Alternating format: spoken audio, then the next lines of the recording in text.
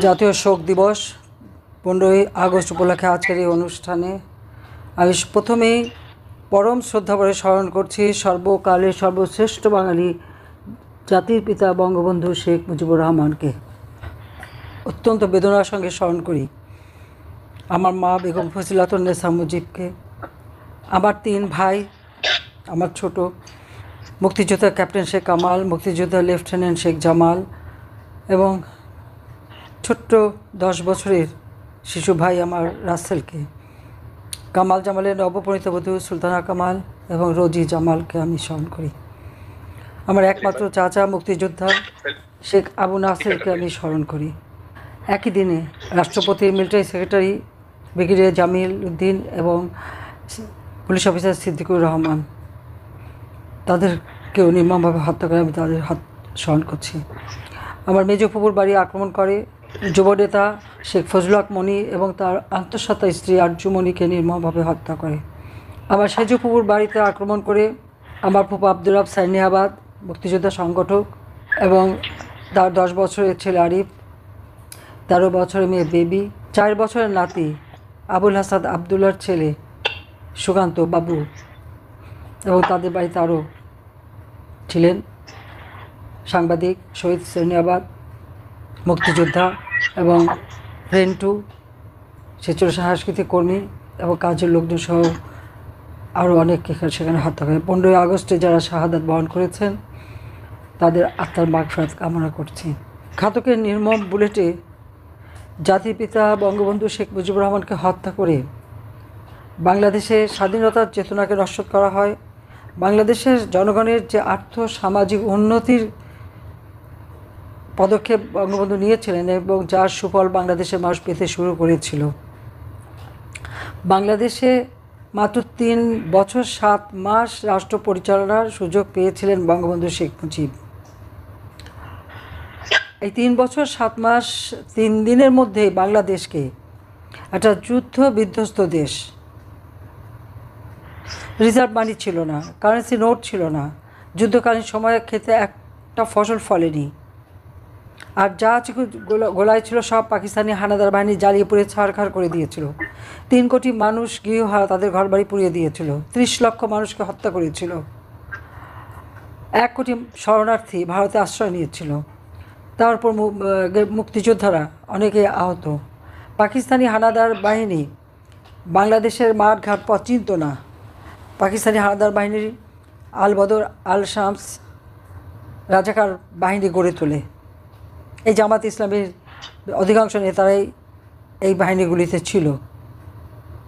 গোলাম আজম থেকে শুরু করে নিজামি, মুজাহিদ, কামরুজ্জামান, কাদের মোল্লা সহ মৌলানা মান্নান, আব্দুল আলিম, মৌলানা সোবহান সহ আরও অনেকের মধ্যে জড়িত ছিল। এবং এরা রাস্তাঘাট পথ দেখিয়ে দেখিয়ে গ্রামের পর গ্রাম নিয়ে যায়। শুধু তাই না, ঢাকা বিশ্ববিদ্যালয়ের শিক্ষকদের হত্যা করা, বুদ্ধিজীবীদের হত্যা করা, সব কিছু মূল হোতা কিন্তু এরাই ছিল। জাতির পিতাকে হত্যার একটাই উদ্দেশ্য, মহান মুক্তিযুদ্ধে বাঙালির যে বিজয়, সেই বিজয়কে নস্যাৎ করা, সেই বিজয়কে নস্যাৎ করে দিয়ে বাংলাদেশের স্বাধীনতাটাকেই ধ্বংস করে দেওয়া। আমি আরিয়ানা বিদেশে ছিলাম, আমরা বেঁচে গিয়েছিলাম, কিন্তু এই একদিনে যখন বাবা মা ভাই সব হারালাম, দেশ হারালাম, বিদেশের মাটিতে আশ্রয় নিয়ে থাকতে হয়েছিল 6 বছর। আর বাংলাদেশের ভিতরে এই সময় প্রতিনিয়ত হত্যা ষড়যন্ত্র চলছিল। এই হত্যা ষড়যন্ত্রের মধ্য দিয়ে অবৈধভাবে প্রথমে ক্ষমতায় আসলো মুস্তাক, 3 মাসও টিকতে পারেনি। এরপর আসলো জিয়াউর রহমান, কারণ মুস্তাক জিয়াউর রহমান খুব ঘনিষ্ঠ ছিল, এই চক্রান্তের সঙ্গে সম্পূর্ণ জড়িত ছিল বলে খন্দকার মুস্তাক নিজেকে রাষ্ট্রপতি ঘোষণা দিয়েই জিয়াউর রহমানকে সেনাবাহিনী প্রধান নিয়োগ দিয়েছিল। আর জিয়াউর রহমান সেনাবাহিনী প্রধান হয়েই সে নিজেকে রাষ্ট্রপতি হিসেবে ঘোষণা দিয়ে ক্ষমতা অবৈধভাবে দখল করে। এবং খুনি যারা আত্মস্বীকৃত, এই কর্নেল ফারুক রশিদ বিবিসিতে ইন্টারভিউ দিয়ে বলেছিল তাদেরকে আবার কে বিচার করবে, তাদেরকে ইনডেমনিটি দিয়েছিল, দায় মুক্তি। আমরা যারা 15ই আগস্ট আপনজন হারিয়েছি, আমরা বাবা মা ভাই কারো বিচার পাবো না, কারো হত্যার বিচার পাবো না, মামলা করতে পারবো না। 6 বছর পর আমি দেশে ফেরার সুযোগ পেলাম যখন আওয়ামী লীগ আমাকে সভাপতি নির্বাচিত করলো, এবং 80 সালে আমি লন্ডনে যে আওয়ামী লীগকে সুসংগঠিত করেছিলাম, কাজ করেছিলাম, আর 81 সালের কাউন্সিলে আমাকে নির্বাচিত করেছিলেন। একরকম জোর করেই আমি দেশে ফিরে আসি। জিয়াউর রহমান অনেক রকম বাধা দিয়েছিল, অনেক উদ্ভট কথা বলেছিল, আমি তালপট্টি বিক্রি করে দিয়ে আসছি, দেশ বিক্রি করে দিয়ে আসছি, অনেক কথা বলেছিল, কিন্তু বাংলাদেশের মানুষ সেই দিন আমাকে আপন করে নিয়েছিল। আমার এখনও মনে পড়ে 81 সালে 17ই মে যখন বাংলাদেশের মাটিতে নামলাম, আমি দেখলাম হাজার হাজার মানুষ, লাখ লাখ মানুষ সেখানে। কিন্তু 30শে জুলাই যেদিন বাংলাদেশ ছেড়ে যাই,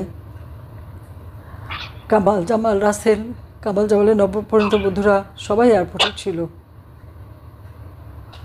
কিন্তু আমি ফিরে এসে তাদেরকে তো আর দেখলাম না। কিন্তু আমি পেয়েছিলাম বাংলার মানুষকে, আর পেয়েছিলাম সারি সারি কবর। সেই দিন থেকে ঘোষণা দিয়েছিলাম এবং সিদ্ধান্ত নিয়েছিলাম, এই বাংলার মানুষই আমার পরিবার। যে বাংলাদেশের মানুষের অধিকার প্রতিষ্ঠা করতে চেয়ে সেই 1948 সালে ভাষা আন্দোলন থেকে শুরু করে ধাপে ধাপে বাংলাদেশের মানুষকে স্বাধীনতার চেতনায় উদ্বুদ্ধ করে জাতিপিতা বঙ্গবন্ধু শেখ মুজিবুর রহমান এই দেশকে স্বাধীন করেছেন। আমরা মুক্তিযুদ্ধে বিজয় অর্জন করেছি, দেশ শত্রুমুক্ত হয়েছে, বাংলাদেশের মানুষের আর্থসামাজিক উন্নতি করেছেন, বাংলাদেশের ইতিহাসে প্রবৃদ্ধি 9% তুলেছিলেন জাতির পিতা বঙ্গবন্ধু শেখ মুজিবুর রহমান। আজ পর্যন্ত কেউ সেটা পারেনি। এই পাকিস্তানি হানাদার বাহিনী আমাদের নারী সমাজকে, সেই 14 বছরের শিশু কন্যা থেকে শুরু করে বহু মহিলাদের নিয়ে পাকিস্তানি হানাদার বাহিনীর ক্যাম্পে দিয়েছিল তাদের বিনোদনের জন্য।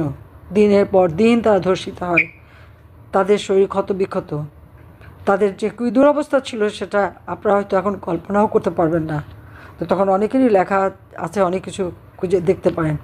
সেইভাবে তাদেরকে নির্যাতন করা হয়। জাতির পিতা বঙ্গবন্ধু শেখ মুজিবুর রহমান তাদেরকে যখন মুক্তিযুদ্ধের পর উদ্ধার করা হয়, তাদের চিকিৎসার ব্যবস্থা করেন, দেশ বিদেশ থেকে ডাক্তার নার্স নিয়ে তাদের চিকিৎসা করান।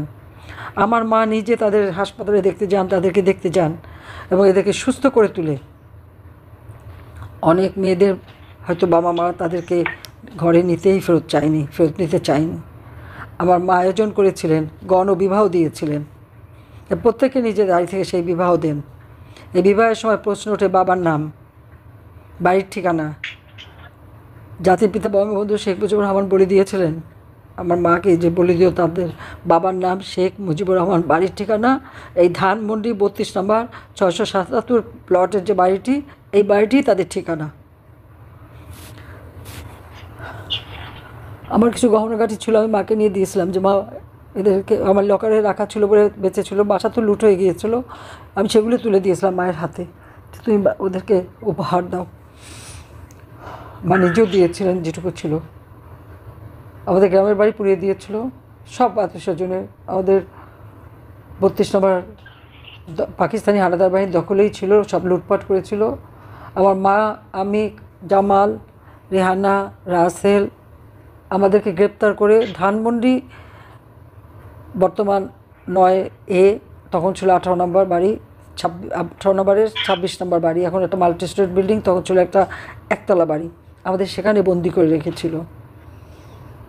আমি তখন অন্তঃসত্ত্বা ছিলাম। আমার ছেলে জয় কিন্তু ওই বন্দিখানায় তার জন্ম হয়।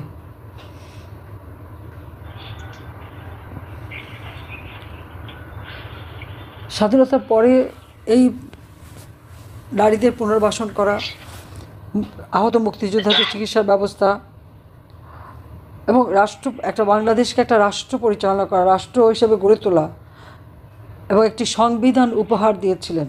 সেই সংবিধানের ভিত্তিতে 73 সালে একটা নির্বাচন অনুষ্ঠিত হয় এবং সেই পার্লামেন্টে যুদ্ধাপরাধীদের বিচারের জন্য আইন করা হয় এবং যুদ্ধাপরাধীদের বিচারও শুরু হয়। যদিও গোলাম আজম পাকিস্তানি পাসপোর্ট নিয়ে পাকিস্তানে চলে গিয়েছিল, তাছাড়া আরও অনেকেই পাকিস্তানি পাসপোর্ট নিয়ে চলে গেছে, তারা বাংলাদেশে বিশ্বাসই করতো না। আজকে বঙ্গবন্ধু মেমোরিয়াল মিউজিয়াম, কী অপরাধ করছে ওই বাড়িটা? ওই বাড়িটা তো আব্বা দিয়ে দিয়েছেন সেই নির্যাতিতা নারীদের, ওই বাড়িটা তো জনগণের। আমি রেহানা উত্তরাধিকার সূত্রে পেয়েছিলাম, আমরা তো বাড়িটা ভোগ করিনি, কারণ আমরা জানতাম যেটা তো জনগণের সম্পত্তি, আমার বাবা বলে গেছেন। আমরা বঙ্গবন্ধু মেমোরিয়াল ট্রাস্ট গঠন করে ট্রাস্টকে দান করে দিয়েছি। আর এই ট্রাস্টের মাধ্যমে অনেক নির্যাতিতা নারী, শিশু, তারপর শিশুদের শিক্ষা, আমাদের গ্রেনেড হামলায় আহত বা আওয়ামী লীগের অনেক দুস্থ নেতাকর্মী সবাইকে আমি সাহায্য করতাম, যারাই আসতো। এবং আমরা বৃত্তি দিতাম, প্রায় 1800 ছাত্রছাত্রী বৃত্তি পেত আমাদের এই ট্রাস্টের থেকে। সব বন্ধ আজকে। কতজনকে মাসে মাসোহারা দিতাম, কাউকে 10,000, কাউকে 8,000, কাউকে 9,000 বুঝে সবাইকে আমরা মাসোহারা দিতাম। এই দুস্থ যারা পঙ্গু হয়ে গেছে, বোমা গ্রেনেড হামলায় আহত, সব আজকে তারা হাহাকার করে বেড়াচ্ছে। প্রথমে আগুন দিল, তাতেও তাদের মন ভরেনি। এরপর বুলডোজার দিয়ে ভেঙে সেই ইসলামিক পতাকা উড়িয়ে দিল, আর সেখানে লুঙ্গি ড্যান্স। আপনি একবার চিন্তা করে দেখেন। কিন্তু এই নির্যাতন, এই অত্যাচার, এবং জামাত, শিবির, বিএনপি খুন খারাপি, দখলদারিতে ব্যস্ত, অগ্নিসন্ত্রাসে ব্যস্ত, আর জামাত তো হাত কাটা, পা কাটা, রক কাটায় ওস্তাদ। আর সেই সাথে প্রত্যেকটা বিশ্ববিদ্যালয় থেকে শুরু করে সকল জায়গায় আপনারা দেখবেন সব জামাতের লোক বসে গেছে। যাক, আমি অনেক সময় নিলাম। আমি এটুকু বলবো যে আজকে এই 15ই আগস্ট সবাই দোয়া করবেন। এই আগস্ট মাসের কোনো অনুষ্ঠান তারা করতে দেবে না, ঘোষণা দিয়েছে। আমার আবেদন, যে যেখানে আছেন, যেভাবে থাকবেন, সবাই হাত তুলে দোয়া করবেন জাতির পিতা বঙ্গবন্ধু শেখ মুজিব এবং আমার পরিবারের সব সদস্যের জন্য, যারা 15ই আগস্টে শাহাদাত বরণ করেছেন। আপনারা যেখানে যেভাবে পারবেন নিজেরা একটু কালো ব্যাজ ধারণ এবং বঙ্গবন্ধুকে স্মরণ করা এবং তার জন্য দোয়া, গির্জা মন্দিরে প্রার্থনা করবেন, এটুকু আপনাদের কাছে শুধু চাই।